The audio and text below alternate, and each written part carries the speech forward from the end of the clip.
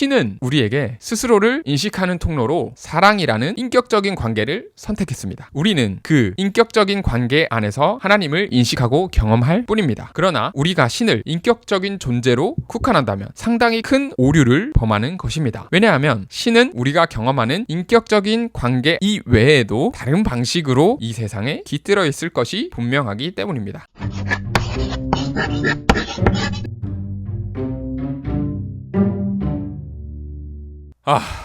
녹화를 안 누르고 영상을 한번 촬영한 게 아니지.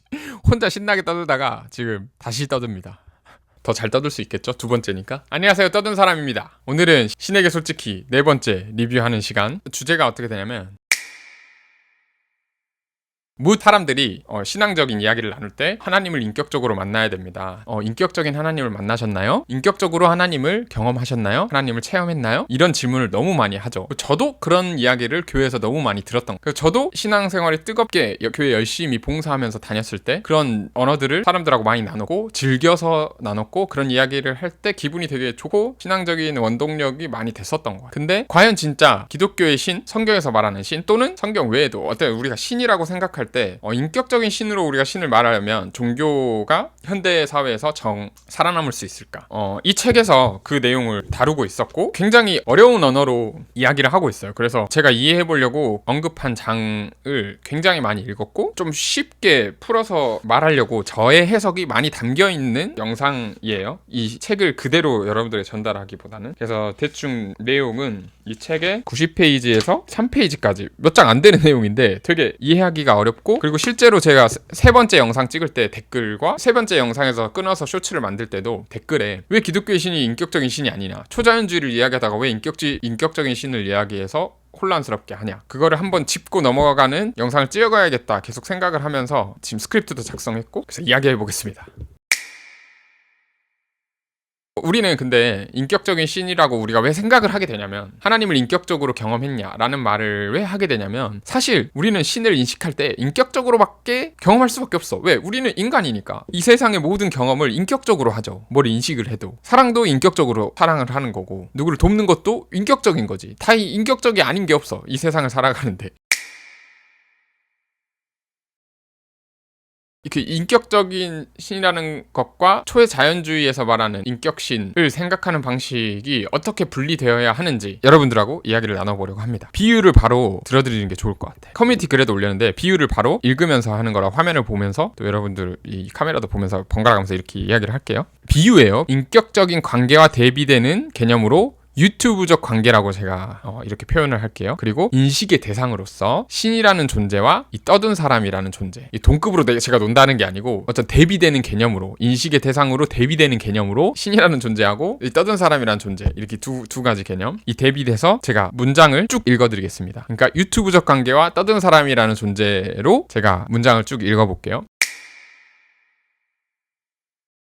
이 영상을 보는 여러분들은 저를 인식하는 통로로 유튜브적 관계 안에서 저를 인식하고, 저와 유튜브적 관계 안에서 관계를 맺고 있습니다. 여러분과 제가 오프라인 또는 다른 온라인상, 그러니까 줌이나 SNS, 페이스북도 있겠고 카톡도 있고 다른 SNS로 만나지 않는 이상 여러분은 유튜브라는 관계 안에서 저를 인식하고 경험합니다. 그렇지만 여러분이 저를 유튜브라는 온라인상의 존재로 국한한다면 그거는 상당히 큰 오류를 범하고 있는 거예요. 왜냐하면 떠든 사람이라는 이름은 이 유튜브 상의 채널 이름이고, 저는 엄연히 본명이 따로 존재하고 한 가정에서 남편이면서 아빠이고 밥도 먹고 직장도 다니고 여러 가지 다른 활동도 하고 다른 사람들과 관계도 맺고 이 세상을 살아가는 있고 다른 어떤 존재이기 때문이죠. 유튜브 바깥에서. 여러분이 인식하는 유튜브적 관계 바깥에서 저는 분명히 존재하고 있기 때문에 저를 유튜브라는 온라인상의 존재로 국한한다면, 즉 유튜브적 인간, 떠든 사람이라고 국한한다면 저를 단편적으로만 이해하는 거죠. 그러니까 저는 단지 여러분들이 저를 인식하는 통로로 어떤 방식으로 유튜브를 선택했을 뿐이에요. 왜냐하면 유튜브가 현재 인간 세상에서 가장 강력하게 저를 타인에게 인식시켜줄 방식이기 때문입니다. 자, 이 문장을 신과 인격적인 관계, 요 두 가지 개념으로 좀 바꿔서 여러분들에게 읽어줘 볼게요.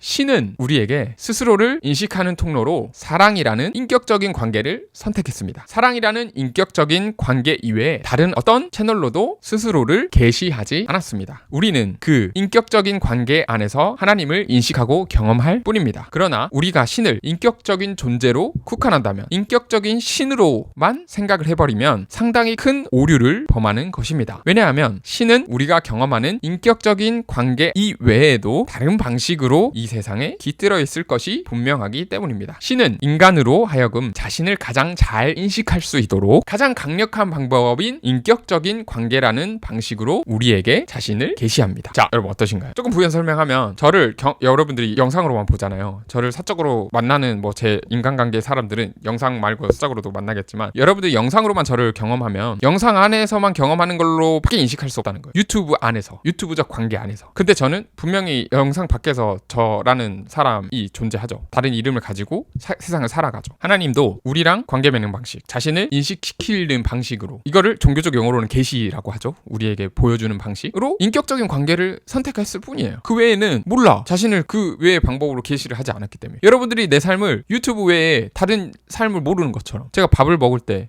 젓가락으로 먹는지 포크로 먹는지 이거 모르잖아. 그죠? 모르는 거는 그냥 모르는 영역이에요. 아는 영역에서만 우리는 신을 이야기하면 돼. 여러분들이 유튜브적 관계 안에서 저라는 사람과 댓글로 쓰고 논쟁할 때는 그 유튜브 내용 안에서만 저와 이야기하잖아. 똑같아. 인격적인 관계 안에서만 우리는 신을 인식할 뿐이니까, 이게 그러니까 인격신 아니냐라고 이야기할 수 있겠죠. 그렇지만 그 외에 우리가 신이 인격적인 방식 외에도 이 세상에 깃들어 있을 것은 분명합니다. 이걸 부정하면은 신의 관념이 좀 어려워지지 않을까. 자, 인격적인 관계로 우리가 신을 경험할 수밖에 없고, 우리가 자연스럽게 인격신으로 상정하게 되는데, 그렇게 할 경우 앞의 영상들에서 말하듯 저 위의 신, 저 밖의 신, 초자연적이며 형이상학적이고 과학과 이성으로는 어떻게 설명이 불가능하지만 분명히 어떤 독립적인 어떤 인격체를 가진 존재로 신을 인식하게 돼버린다는 거예요. 어디 저 위에 어디 인격적인 존재로 이렇게 하늘 위에서 이렇게, 아니면 우주 어디 초월한 어떤 공간에서 이렇게 있다가 어느 순간 이렇게 쫙 개입을 한 거지. 그래서 우리가 갑자기 관계를 맺어. 자연재해를 일으켜. 그 뜻은 우리가 알 수 없어. 어느 순간에 개입하다가 임기응변으로 막 이렇게 순간순간 인간 역사에 순간순간 막 이렇게 개입하는 신으로 우리가 인식을 해버린다는 거야. 그러면 너무 부작용들이 많아요. 신을 인식하는 있어서. 그 종교를 생활할 때 너무 물음들이 많은 거예요. 신정론에 대한 물음도 그렇고. 그리고 그 신이 존재한다고 우리가 막 증명하려고 애써버려. 신학이 그런 학문으로 변질돼 버린 거죠. 그게 그 변증이라고 하는데, 그거를 신이 있다고 막 변증, 교리도 막 변증하고. 근데 그 방식의 신학은 현대에서는 이제 그게 신학이 되면 안 된다는 거를 이 책에서 말하는 거예요. 그래서 저 밖의 신, 저 위의 신, 초자연적으로 독립해서 존재하는 신에서 우리에게 깊이 내주하는 신, 역사의 깊은 곳에 기반 그 자체인 신, 우리 사회생활의 근거이자 목적인 신으로 우리가 신에 대한 관념을 전환해야 된다는 거죠. 전환. 어디 독립적으로 이렇게 막 이렇게 어디 이렇게 막 군림해 있고 보호자 같은데 있다가 세상을 막 뚫고 막 와가지고 막 이렇게 뭐를 막 하는 그런 임기응변의 신, 여기서 그런 표현을 쓰더라고. 임기응변하는 신, 그런 신이 아니고. 그래서 그렇게 전환해야 된다. 분명한 건 신이 스스로를 계시하는 방식은 인격적인 방식이었고, 우리와 인격적인 관계에서 계시한 것이 바로 사랑이죠. 그래서 하나님을 인격적으로 만났냐라는 질문은 신의 관념을 전환해도 여전히 유효한 질문이에요. 하나님을 인격적으로 만났냐? 저도 하나님을 인격적으로 만났어요. 제 신앙 고백으로 말을 하면 하나님이 너무 나를 사랑한다는 그 감각과 그 감정, 그 어떤 분위기, 어떤 무드를 너무 느껴버린 거지. 그건 너무 인격적인 어떤 저의 경험이에요. 근데 그게 이제 교리에서 말하는 대속과 어떤 구속의 의미가 이제 아닌 것. 그래서 하나님의 사랑이라는 이 개념을, 하나님은 사랑이라는 거를 정통적인 교리에 구속시켜버리면 그 너무 확장성을 잃어요. 현대 사회에서 종교의 역할이 없어지게 만들어버린다는 거예요. 그래서 그 교리에서 하나님의 사랑도 탈출시켜야 돼. 우리 하나님의 사랑이라는 그 개념을 교리에서 구원해야죠.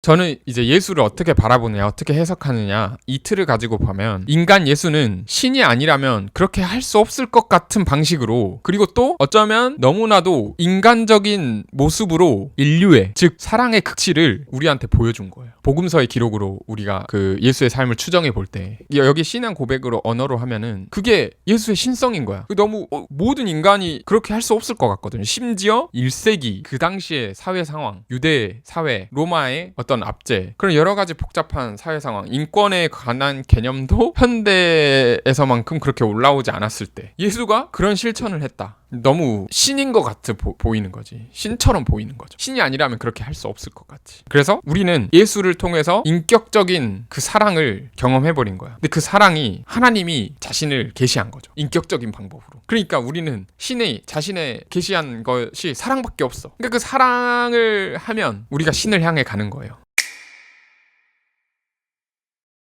그래서 무신론자도 만약 조건 없이 누구를 사랑하기로 작정했다면, 무신론자라 하더라도 그 사람은 이미 신을 향해 가고 있다고 마르틴 부버의 이야기를 따와서 나와 너라는 시간에 이 책에서 소개하더라고요. 그 사람이 자신이 무신론자고 말하지 않든 조건 없이 누군가를 사랑하고 그 사람을 향해 조건 없는 사랑을 실천하고 있다면 이미 그 사람은 신을 향해 가고 있다. 너무 문장이 멋있지 않아요? 그래서 어떻게 그런 생각을 했는지.